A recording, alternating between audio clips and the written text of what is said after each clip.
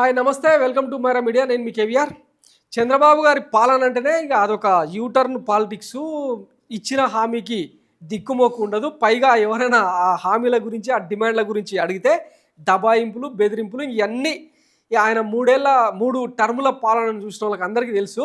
ఇప్పుడు తాజాగా ఉగాది పండుగ సందర్భంగా చెప్పిండు కదా, గతంలో ఉగాది పండుగ సందర్భంగా ఎన్నికల ముందు వాలంటీర్లకు గొప్ప బహుమతి ఇవ్వబోతున్నాం, 5,000 గోనె సంచులు మోసే ఉద్యోగానికి 5,000 ఏంది 10,000 ఇస్తాం అని చెప్పి వాలంటీర్ల వ్యవస్థనే అడ్డంగా నరికేసిండు.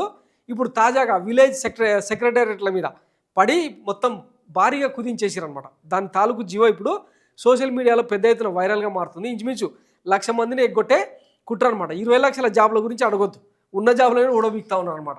సిబ్బందిని కుదించేశారు. జనాభా ప్రాతిపదికన ఏబీసీ కేటగిరీలుగా సచివాలయాలను వర్గీకరిస్తూ ఉత్తర్వులు జారీ. 2,500 లోపు జనాభా ఉన్న చోట్ల ఇప్పటిదాకా 9 మంది, ఇకపై 6 ఉద్యోగులే. 10 కిలోమీటర్లకు మించి దూరంగా ఉండే చిన్న గ్రామాలను సమీప సచివాలయాల్లో కలిపేందుకు అనుమతి. అవసరమైతే గిరిజన ప్రాంతాల్లో కొత్తవి ఏర్పాటు, మిగులు సిబ్బంది అందులోకే. సో ఇక వాలంటీర్లు లేరు. వాలంటీర్లు చేసే పని కూడా సెక్రటేరియట్లో చేయాలి. ఇప్పుడు కొత్తగా ల్యాండ్ టైటిలింగ్ యాక్ట్ను ఇంకొక రూపంలో భూ రీసర్వే అని చెప్తున్నారు కదా, ఇట్లాంటివన్నీ కూడా మిగిలిన సిబ్బందితోనే చేయించేందుకు కాస్ట్ కటింగ్ అనమాట ఇదంతా. ఎందుకంటే మన దగ్గర జీతాలకి ఇచ్చేదానికి డబ్బులు లేవు, రాష్ట్రం అప్పుల కుప్పైంది. కానీ అమరావతికి మాత్రం దోచిపెట్టడానికి ఇది 5 ప్రాజెక్టులు కట్టి పెద్ద ఎత్తున దాన్ని ఒక జలపాతం రాజధానిగా మార్చే ప్రయత్నం అయితే జరుగుతూ ఉంది. దీంతోపాటు అదేంది పెన్నా అండ్ గోదావరి నదులను కలిపి జలహారతి ఇచ్చేందుకు దానికి ఒక 1,00,000 కోట్ల ప్రాజెక్టు. వీటన్నిటికీ డబ్బులు ఉంటాయి, కానీ ఇట్లా ఇప్పటిదాకా పనిచేస్తున్న ఉద్యోగులకు మాత్రం జీతాలు ఇచ్చేందుకు డబ్బులు లేవు. కాబట్టి ఇది కత్తెర వేట అనమాట. ఇవి చీకటి దెబ్బలు.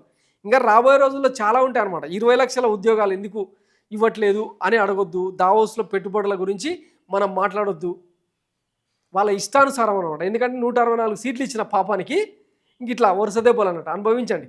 ఇప్పటిదాకా అంటే ఈ వాలంటీర్లు రోడ్డెక్కి ధర్నా చేస్తుంటే ఏ ఒక్క పార్టీ కూడా మద్దతు ఇస్తున్న పాపాన పోలే. ఎందుకంటే 3 పార్టీలు ఇన్సైడ్, 3 పార్టీలు అవుట్ సైడ్ మద్దతు ఇస్తూ ఉన్నాయి కదా. మిగిలిన వైసీపీ ఎందుకంటే ఆ వాలంటీర్లు కొట్టిన దెబ్బ, గ్రామ సెక్రటేరియట్లు కొట్టిన దెబ్బ అంత ఈజీగా మర్చిపోలేరు. వాళ్ళు ఎట్లాగో మద్దతు ఇయ్యరు.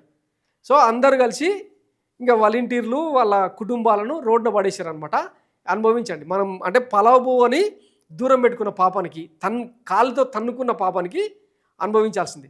Thanks for watching Myra Media. నేను మీ కేవీఆర్. Thank you.